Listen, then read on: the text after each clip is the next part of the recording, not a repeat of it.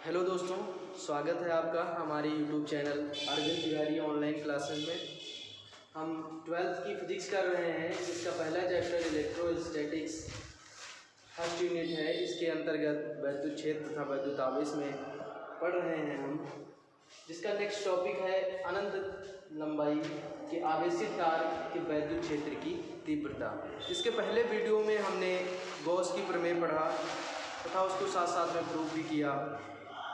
समतलीय कोण या घन कोण के बारे में भी पढ़ा, उसके बारे में विद्युत फ्लक्स के बारे में पढ़ा। तो ये जो हमारा एप्लीकेशन है, ये अनंत लंबाई के आवेशित तार के वैद्युत क्षेत्र की तीव्रता, ये गॉस के प्रमेय पर आधारित है। तो आइए इसे करते हैं। तो सबसे पहले क्या दिया गया है, अनंत लंबाई का आवेशित तार। तो एक अनंत लंबाई का आवेशित तार हमने लेते हैं।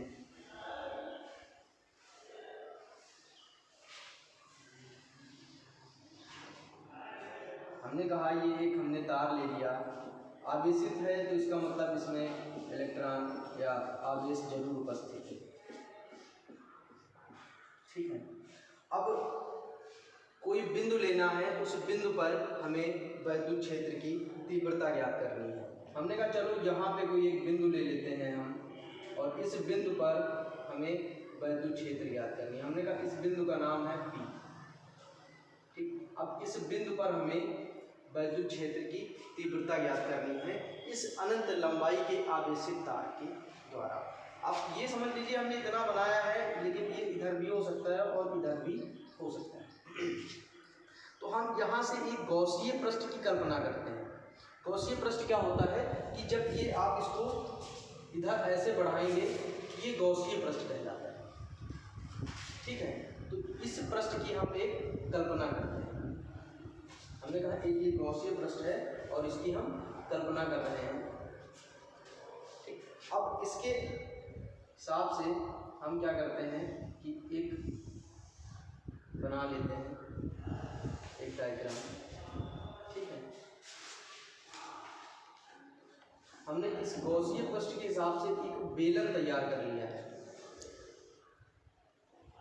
ठीक। हमने इस गॉसीय पृष्ठ के हिसाब से एक बेलन तैयार कर लिया है और इस पे एक पॉइंट है P। इस P बिंदु पर हमें वैद्युत क्षेत्र की तीव्रता ज्ञात करनी है। तो आप देखिए, सबसे पहले क्या होता है कि ये अब इसमें देखिए, ये जैसे कि अब बेलन है, तो बेलन इस प्रकार का होता है कि इसका ये सिरा होता है, एक इधर ये सिरा होता है। तो हमने कहा ये एक सिरा है, हमने कह दिया कि ये S1 है, इसको नाम दे दिया, और ये है S2 और साथ में है ये S3। ठीक है। ये हो गया S3। अब इसके 3 पृष्ठ हैं। ये हमने कहा जैसे कि बेलन है, ऐसे गोल होता है बेलन। ठीक। तो एक इधर का इसी वाला सिरा होगा, इसी तरह का एक इधर ये सिरा होगा। तो एक क्षेत्रफल ये होगा, तो पहला क्षेत्रफल है S1, दूसरा है S2, और ये एक ऊपर तीसरा वाला, ये जो ऐसे है, ये तीसरा वाला क्षेत्रफल S3 है। तो इसी S3 पर स्थित B बिंदु पर हमें वैद्युत क्षेत्र की तीव्रता ज्ञात करनी है। अब देखिए, ये एक आवेशित तार है। ये जो एक तार है, ये एक आवेशित है और इससे वैद्युत क्षेत्र भी निकलेगा। तो इससे जो वैद्युत बल रेखाएं निकलेंगी, ये सीधे ऊपर की ओर जाएंगी, यहाँ से निकल करके ऐसे जाएंगी, यहाँ से निकल के ऐसे जाएंगी, और यहाँ से निकल करके ऐसे जाएंगी। क्योंकि हमने इसे धनावेशित माना है, तो ये ऐसे इसको जाना ही जाना है। ठीक है। तो ये इससे इस आवेशित तार से वैद्युत बल रेखाएं इसे प्लस की ओर नीचे की ओर जाएंगी और इधर ये इधर की ओर जाएंगी। और इस क्षेत्रफल की जो दिशा होगी, इस वाले क्षेत्रफल की दिशा किधर होगी, ऊपर की ओर। आप समझ रहे होंगे कि ये जो पृष्ठ है, इसकी जो दिशा है ये ऊपर की ओर है। ठीक। और वैद्युत बल रेखाओं की भी दिशा ऊपर की ओर। अब यहीं पे यदि हम इसकी बात करें, यहाँ पे यदि हम एक छोटा सा क्षेत्रफल ले लेते हैं, यहाँ पे एक छोटा सा क्षेत्रफल ले लेते हैं। हमने कहा कि ये है ds1। ठीक। और ये है d डेल्टा S2। हमने ये दो छोटे छोटे क्षेत्रफल ले लिए, एक है ds1, दूसरा है ds2। तो इन दोनों क्षेत्रफल ले लिए। अब देखिए, इन यहाँ पे हम कोई क्षेत्रफल ले रहे हैं, तो इसकी दिशा इधर बाहर की होगी। जैसे कि ये मार्कर रखा है और यहाँ पे हमने कोई एक छोटा सा भाग लिया है, तो उसकी जो दिशा होगी वो इधर की ओर होगी। यानी कि जो इस आप याद रखिए कि हमने यहाँ पे क्षेत्रफल को सदिश राशि समझ रहे हैं, अदिश राशि की तरह तुलना नहीं कर रहे हैं, तो इसकी दिशा भी हमें बतानी होगी। तो ये जो छोटा सा क्षेत्रफल लिया है हमने DS1, इसकी जो दिशा है वो बाहर की ओर है इधर, ठीक, और साथ में वैद्युत बल रेखा भी निकल रही है, उसकी जो दिशा है वो नीचे की ओर है। अब इसकी भी देखिए बात करें तो ये भी इधर है, तो आप समझिए कि ये इधर है, तब भी इसकी निकलने वाली जो दिशा होगी इसको थोड़ा सा अलग लिख लेंगे हम, अभी दिशा इसकी बता देते हैं। ये इधर की ओर, यहाँ लिख लेते हैं DS2 है, ये क्या है DS2।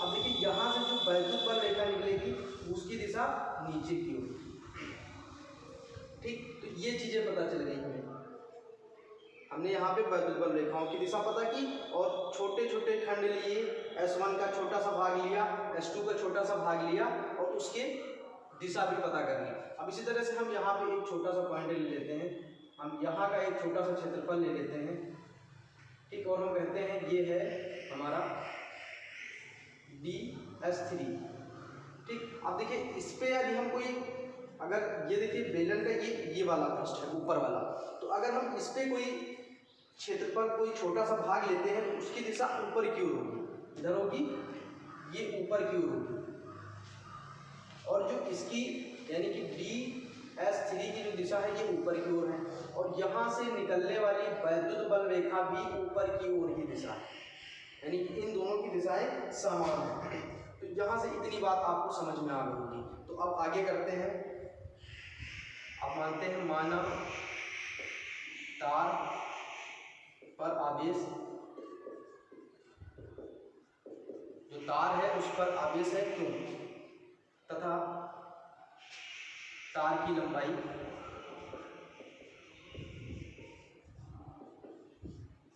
क्या है, L है, ठीक।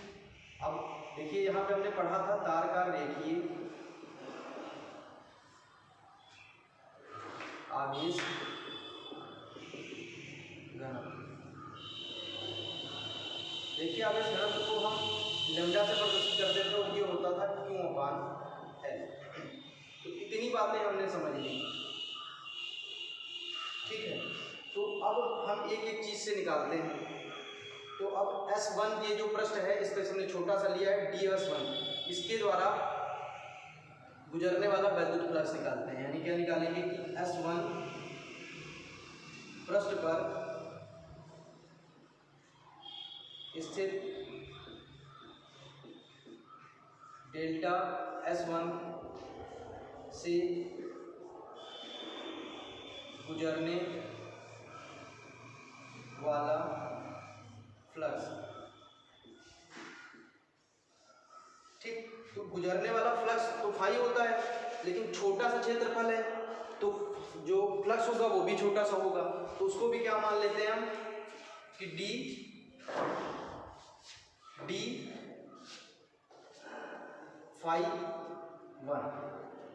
क्या मान लेते हैं D∅1। हमें पहले से पता है कि यहाँ पे जो फ्लक्स का जो फार्मूला होता है उसमें दो बातें होती हैं, एक बात होती है क्षेत्रफल, और क्षेत्रफल एक सदिश राशि है, इसकी वजह से इसको हम सदिश लेते हैं। दूसरा होता है वैद्युत क्षेत्र यानी कि E की दिशा। तो यहाँ पे दो चीजें हैं, E की दिशा इधर की ओर है और D की दिशा इधर की ओर है, ठीक। तो यहाँ पे क्या लिखेंगे, E vector E dot vector DS1, ये ऐसे हो गया। अब देखिए ये तो इस छोटे से क्षेत्रफल के द्वारा उत्पन्न हुआ वैद्युत फ्लक्स है, लेकिन हमें तो इस पूरे के द्वारा उत्पन्न हुआ वैद्युत फ्लक्स चाहिए, ठीक। तो उसके लिए क्या करते हैं, हम इसका समाकलन कर देते हैं। तो क्या लिखेंगे, समाकलन इंटीग्रेशन D∅1, ठीक, और साथ में इसका भी कर लेंगे, तो E डॉट वेक्टर S1, ठीक। अब इन दोनों की दिशा बता रहे हैं, ठीक। तो यहाँ पे हमें लेना पड़ेगा D∅1 integration E dot DS1। अब देखिए जब आप इनके बीच का हम कोण ले रहे हैं तो ये वेक्टर ऊपर से हट जाएगा, तो क्या लिख देंगे cos थीटा। आपको याद हो इसके बारे में हमने अपने वीडियो में बताया है। अब cos थीटा यहाँ पे ले लिया हमने, ठीक है। तो अब देखिए इन दोनों के बीच में ये इधर की ओर है, ये इधर की ओर है, तो इन दोनों का जो कोण है वो कितना है 90 डिग्री है। यहाँ पे जो थीटा का मान है कितना है वो 90 अंश है, यानी कि थीटा इक्वल टू 90 डिग्री और cos 90 का मान होता है 0। समझ रहे हैं ना, cos 90 का जो मान होता है वो होता है 0। और इस d1 का d डेल्टा φ1 का इंटीग्रेशन कर देंगे तो ये पूरा आ जाएगा φ1। ठीक, तो यहाँ पे क्या कर रहे हैं कि हम यहाँ पे इंटीग्रेशन कर दिए तो ये आ जाएगा φ1, और यहाँ पे देखिए 0 रख देंगे, तो ये जब 0 रख देंगे तो ये पूरा हो जाएगा 0, यानी कि जो इस S1 क्षेत्रफल से वैद्युत फ्लक्स गुजरेगा उसका मान हो जाएगा 0। अब इसी तरह से हम क्या करते हैं, S2 वाले का निकाल लेते हैं। तो क्या लिखेंगे, S2 पृष्ठ पर स्थित DS2 से गुजरने वाला फ्लक्स। ठीक, तो जो इससे गुजरने वाला फ्लक्स होगा वो हम मान लेते हैं कि d∅2 हो जाएगा। क्या हो जाएगा, d∅2 हो जाएगा। अब इसमें भी वही चीज है कि हमें E चाहिए और S चाहिए। तो देखिए E की दिशा नीचे की ओर है, ये E है हमारा, ये कहाँ है, नीचे की ओर है। D की दिशा ये भी इधर की ओर है, तो दोनों को लिख लेंगे d∅2 E vector E dot vector S ds2। अब देखिए ये तो इतने छोटे से क्षेत्रफल की फ्लक्स हो गया, लेकिन हमें तो पूरे का चाहिए। तो पूरे का चाहिए तो क्या करना पड़ेगा, समाकलन कर लेते हैं। समाकलन करेंगे तो d∅2 बराबर समाकलन E वेक्टर डॉट ds। ठीक, अब देखिए इस d∅2 का जब समाकलन होगा तो ये पूरा आ जाएगा, तो यानी कि मान लेते हैं कि ये हो जाएगा ∅2। अब देखिए यहाँ पे इन दोनों के बीच का भी कोण लेना पड़ेगा, कितना है 90 डिग्री है, सेम उसी तरह से है। तो थीटा का मान यहाँ से कितना हो गया 90 डिग्री हो गया। ठीक, तो यहाँ पे भी ले लेंगे, तो यहाँ पे cos ले लेंगे, तो E वेक्टर हटा देंगे इस बार क्योंकि हम कोण ले रहे हैं, तो E ds2 cos थीटा। ठीक, थीटा का मान 90 डिग्री, तो cos थीटा का मान cos 90 का मान 0। ठीक, अब इस मान को इसमें रख देंगे, तो ∅2 बराबर हम जानते हैं किसी भी समीकरण में यदि 0 का मान रख दिया जाए तो 0 का किसी के साथ भी गुणा होता है तो वो उसका जो मान आता है वो 0 हो जाता है। तो यहाँ पे ∅2 का मान भी 0 हो गया। ठीक, अब इसी तरह से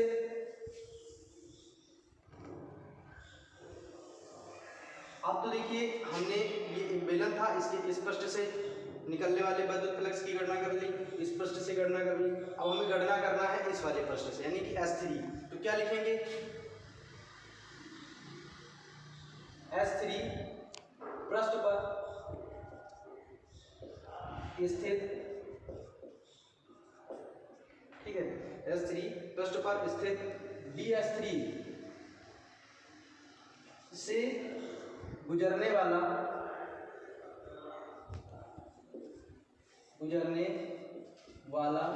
फ्लक्स। अब ये भी फ्लक्स है तो इसको भी क्या होगा d∅3 हो जाएगा। और साथ में अब देखिए यहाँ पे देखना है जो वैद्युत क्षेत्र की दिशा है वो ऊपर की ओर है, और जो हमारा क्षेत्रफल है उसकी भी दिशा ऊपर की ओर है। तो इसमें लिख लेंगे हम, क्या लिखेंगे कि E वेक्टर ds। अब ये तो इस छोटे से क्षेत्रफल का वैद्युत फ्लक्स है, हमें तो चाहिए पूरे क्षेत्रफल का वैद्युत फ्लक्स। तो पूरे वैद्युत फ्लक्स का क्षेत्रफल जो होगा वो हम क्या करेंगे, इसका समाकलन कर देंगे। समाकलन integration d∅3 equal to integration E vector ds3। ठीक, तो ये फाई है तो ये पूरा फाई हो जाएगा, समाकलन करेंगे बाहर आएगा। तो अब ये देखिए यहाँ पे है तो उसको क्या करना पड़ेगा, ये E है और इनके बीच का कोण ले रहे हैं, तो यहाँ पे देखिए दोनों एक ही दिशा में, ये भी इधर है ये भी इधर है, तो इनके बीच का जो थीटा का मान होगा वो 0 डिग्री हो जाएगा। तो यहाँ पे क्या लिखेंगे, E dot ds3 cos theta. और यहाँ पे हमें पता है थीटा इक्वल टू 0 है, तो कॉस थीटा का मान कॉस 0 का मान 1 होता है। ठीक, तो यहाँ पे रख देंगे तो क्या निकल के आएगा, फाई 3 इक्वल टू ई और साथ में ds3। ई बाहर आ सकता है इंटीग्रेशन से, तो इसको बाहर ले लेंगे। ई इंटीग्रेशन के अंदर क्या बचा, ds3। ठीक, तो अब ये इसका क्षेत्रफल है और इसके द्वारा मान पता चल गया। अब हमें क्या चाहिए, इस पूरे बेलन का पृष्ठ का क्षेत्रफल चाहिए। तो पूरे बेलन का पृष्ठ का क्षेत्रफल हमें पता है, बेलन का वक्र पृष्ठ का क्षेत्रफल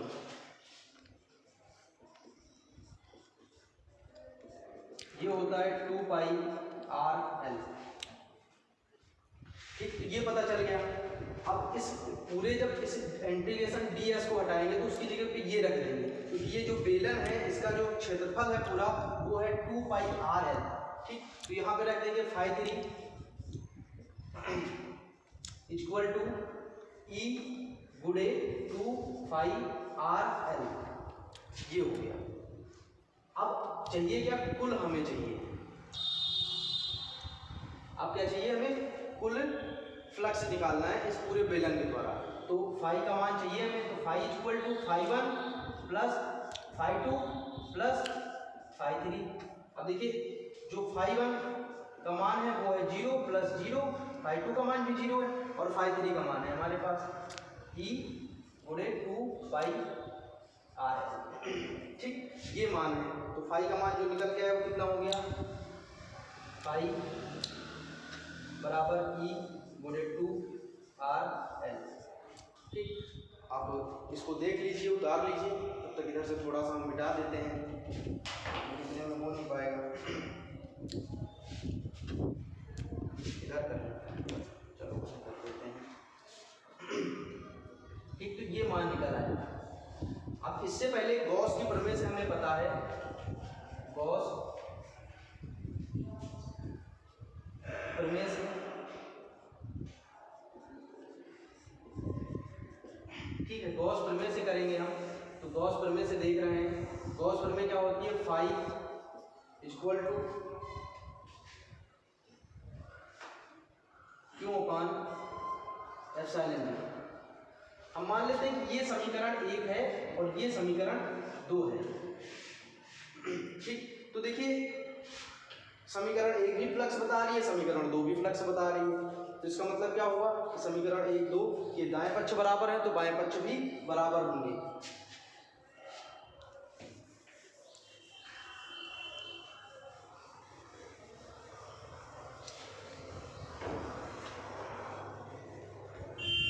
ठीक है, तो गॉस की प्रमेय से हमें पता चल गया। तो समीकरण 1 का दायां पक्ष और समीकरण 2 का बायां पक्ष दोनों बराबर है, उसके दूसरे पक्ष भी बराबर होंगे। तो हम क्या लिख लेंगे कि E into 2 phi R L बराबर अपान एप्सिलॉन 0। अभी साथ में हमने पढ़ा है कि lambda equal to Q upon L होता है। यहाँ से यदि हम क्यू का मान निकालना चाहें तो क्यू बराबर क्या हो जाएगा, लेमडा एल। ठीक, क्योंकि ये इतना होता है।